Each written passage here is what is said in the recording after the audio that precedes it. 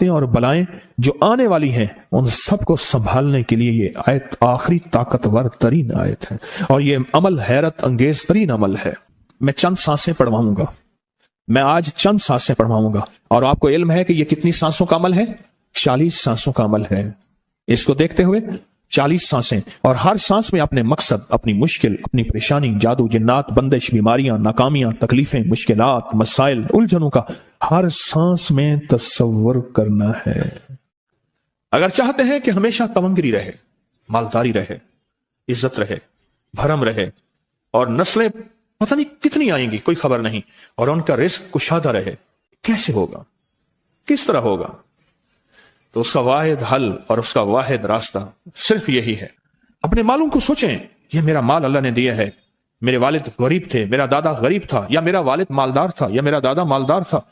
آج اگر ان کی جائیداد اور چیزیں مجھ تک پہنچی ہیں تو ان کے پاس راز کیا تھا؟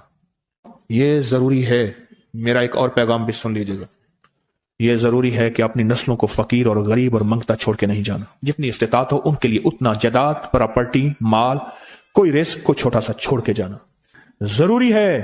اپنی نسلوں کو خالی چھوڑ کے نہ جانا۔ اگر وسائل ہیں، حلال کے راستے ہیں، اگر نہیں ہیں تو کوشش کرتے رہیں۔ اللہ کا مال اللہ کے ذمہ ہے، اللہ کا نظام اللہ کے ذمہ ہے۔ یہ آپ اگر اپنے پاس کچھ مال رکھتے ہیں، کچھ جائیداد رکھتے ہیں، سونے جواہرات رکھتے ہیں، یا کچھ چیزیں رکھتے ہیں، اگر آپ رزق حلال میں سنبھال کے رکھا ہوا ہے اور سال کے بعد ان کی زکوٰۃ دیتے ہیں اور رکھتے ہیں تو یہ حرام نہیں ہے، اسباب کے موافق ہے اور توکل کے خلاف نہیں ہے۔ ایسا کرنے سے آپ گناہگار نہیں ہوں گے۔ ڈھاکہ میں ایک بازار ہے، اس کا نام خانم بازار ہے۔ خانم رئیس اعظم تھا، رئیس اعظم، پر اس نے زکوٰۃ، عشر، ہدیات، صدقات کے لیے اپنا مال محفوظ نہ کر سکا، بہت رئیس تھا۔ اس کے بارے میں تھا کہ 40 دن تک اگر گھوڑی دن رات دوڑتی رہے، گھوڑا دوڑتا رہے تیز رفتار، اس کی جاگیر ختم نہیں ہوگی۔ 40 دن 40 راتیں، 40 دن 40 راتیں ختم نہیں ہوگی۔ باپ کے مرنے کے بعد بیٹی کو ایک چسکا پڑ گیا، وہ تھا کپڑے کے پھاڑنے کی آواز۔ کپڑا نا پھٹتا ہے تو اس کی ایک آواز ہوتی ہے، بس اس کو آواز اچھی لگتی تھی۔ تھانوں کے تھان آتے تھے، وہ سارا دن قیمتی بوسکی کے، کرنڈی کے اور قیمتی کپڑے پھاڑتی تھی، اس کو ٹکڑے کرتی تھی، اس کا مشغلہ تھا۔ اور بیٹے کو مشغلہ یہ پڑ گیا، اس وقت نئی دیا سلائی آئی تھی، یہ ماچس کی ڈبیاں، تیلیاں، وہ ماچس کی ڈبیاں اور تیلیاں جلاتا تھا، اس کا بارود کی بو اسے اچھی لگتی تھی۔ بارود ہوتے نا، وہ بارود لگا ہوا تھا تو دو بارود آپس میں ٹکراتے ہیں، شعلہ نکلتا ہے، اس سے بو بھی نکلتی ہے، اس کو بو اچھی لگتی تھی۔ ایک وقت آیا کہ وہ خالی ہو گیا، اور خانم فارسی کا لفظ اصل میں، وہ ایک اس گلی بازار کے چوراہے میں کھڑی ہوتی تھی ایک جگہ اور بھیک مانگتی تھی، اور اس کے نام پہ خود بازار کا نام خانم بازار پڑ گیا۔ میں جھنگ میں گیا، پرانی بات ہے، ہمارے ایک مخلص ہیں ان کے ہاں، ایک چوک میں کھڑا تھا، تو وہ چوک سے ان کی گاڑی لینے آئی کہ آگے راستہ سمجھ نہیں آ رہا تھا، تو مجھے کہنے لگے آپ میری گاڑی میں بیٹھ جائیں۔ میں ان کی گاڑی میں بیٹھ گیا، مجھ سے کہنے لگے یہ جو چوک ہے نا، فلاں فلاں، میں نام نہیں لیتا، فلاں فلاں، اس کی اتنی جاگیر تھی کہ 3 دن 3 راتیں گھوڑی دوڑتی رہتی تھی، ختم نہیں ہوتی تھی۔ اور پھر ان کی نسلوں میں کوئی ایسا آیا اور خود اس کو کوئی ایسی چیز پڑ گئی کہ ایک وقت اسی چوک پہ کھڑے ہو کے بھیک مانگتا تھا۔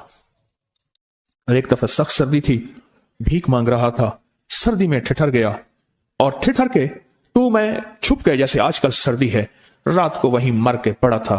صبح اٹھایا، کچھ لوگوں نے چندہ کر کے کفن دے کے دفن کر دیا۔ میرے حضور کا فرمان ہے اپنے مالوں کو زکوٰۃ کے ذریعے محفوظ کرو، محفوظ کر لو۔ اگر محفوظ نہ کیا، نسلوں میں فقر اور فاقے، غربت، تنگ دستیاں، فقیری اور منگتا ہونا نسلوں کو دیکھے جائیں گے۔ پھر نسلیں کہیں گی پدرم سلطان ہمارا باپ، ہمارا دادا بادشاہ تھا، جاگیردار تھا، مالدار تھا، ہمارے بڑے بتاتے ہیں زندگی بھر کے لیے فقر و فاقہ، غربت اور تنگ دستی سے بچے رہیں گے۔ غیب سے اللہ کا نظام ایسا چلے گا، ایسا چلے گا، ایسا چلے گا، اللہ سارے بھوکے ہوں گے، سارے پیاسے ہوں گے، سارے فقیر ہوں گے، سارے منگتے ہوں گے، اللہ تجھے کھلائے گا بھی صحیح، پلائے گا بھی صحیح، سلائے گا بھی صحیح، عزت کے تکیے، عزت کے لقمے، عزت کے جام، عزت کے جام۔ مالک بن دینار رحمت اللہ علیہ کے پاس ایک بندہ ہدیہ لے کے آیا، اللہ کے ولی تھے، حضرت ہدیہ قبول فرمائے۔ آپ قبول فرما لیتے تھے، کسی کا نہیں کرتے تھے؟ میں نہیں لیتا، تیرا رزق حلال نہیں ہے، دیکھ کے فرما دی، تیرا رزق حلال نہیں،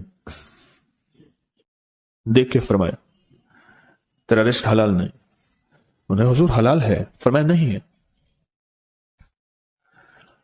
تو اچھا فرمایا ایسا کر، یہ رزق لے جا جو مجھے ہدیہ دیتا ہے، تجھے سب سے زیادہ جو مستحق ضرورت مند ملے اس کو دے، دینے کے بعد پھر اس کا پیچھا کر۔ تو ان پیسوں سے کرتا کیا ہے؟ اب مرشد کا حکم تھا، فرمان تھا، کیا، دیکھا تو ایک لولا، لنگڑا، اپاہج، معذور، اندھا کانا، کپڑے خستہ حال، بالکل بے بس، اور بھیک مانگ رہا ہے۔ اس کا دل نرم ہوا اور کہا کہ اس سے بڑا ضرورت مند پھر کوئی نہیں ہے۔ اس کو جا کے مال دیا، پیچھا کیا، چلتے چلتے چلتے اس نے جا کے نہ آگے گیا تو نہ وہ لولا تھا، نہ وہ لنگڑا تھا، نہ وہ کندھا تھا، کانا تھا، نہ وہ اندھا تھا، کچھ بھی نہیں تھا، بالکل ٹھیک ٹھاک ہو گیا، اور یہ حیرت سے دیکھ رہا ہے۔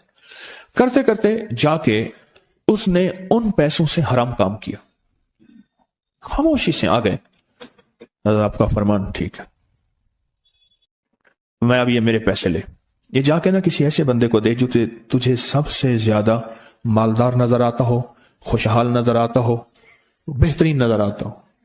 اب پیسے لے لیے، اب دیکھا تو ایک صاحب ہیں، بڑے قیمتی گھوڑے پہ، لاجواب پوشاک ہے، اور بہت اچھی حالت ہے ان کی، بہت اچھی حالت۔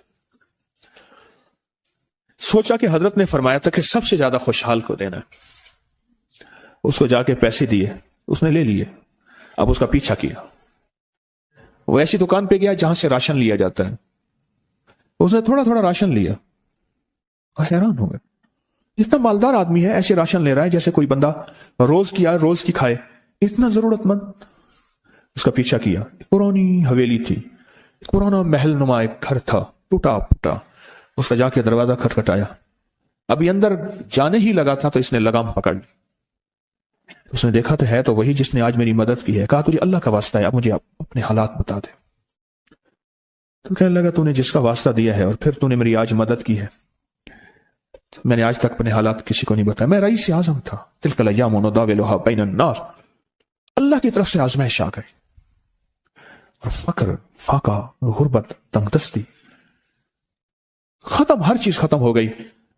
کئی دنوں سے میں بھی بھوکا ہوں، میرا گھوڑا بھی بھوکا ہے، اور یہ میں نے کپڑے سنبھال کے رکھے ہوئے ہیں، یہ ایک لباس ہے رکھا ہوا ہے، باہر اسی لباس میں نکلتا ہوں، کسی کو یہ شک نہ پڑ جائے یہ بھوکا ہے، یہ فقر کی حالت میں ہے، یہ غربت کی حالت میں ہے۔ میرے حال سے کوئی سوال کا دروازہ نہ کھولے، غور سے سمجھے گا، میرے حال سے کوئی سوال کا دروازہ نہ کھولے، میں ایسا حال بناؤں لوگ مجھے سوالی سمجھیں، کہ کچھ لوگ زبان سے سوالی نہیں ہوتے۔